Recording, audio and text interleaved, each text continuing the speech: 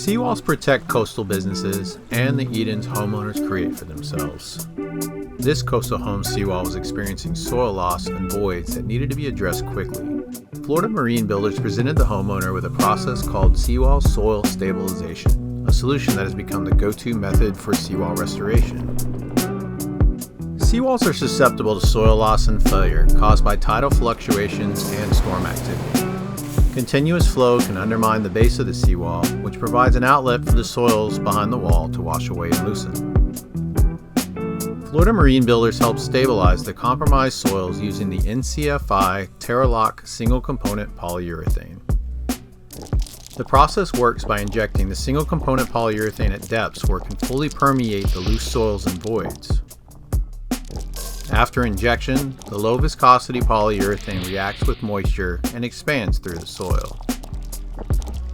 The injections are gradually pulled up to higher depths in order to ensure maximum coverage and treatment.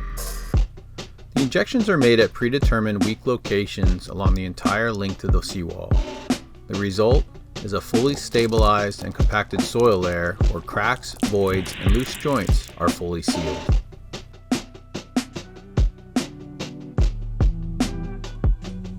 Florida marine builders were armed with a variety of tools to help make this project an efficient success. The first was the Terrapin, the all-terrain workflow system that is built to mobilize single-component projects quickly and remotely. The other was the support of NCFI and the polyurethane and equipment supplier ProFoam that were there to help provide technical and operational support.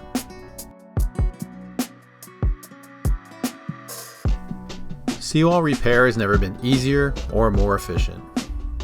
With contractors like Florida Marine Builders and tools like the Terrapin, the Terra-Lok Single Component Polyurethane, and the technical support to make it all reality, seawalls across the United States are going to experience a restoration revolution.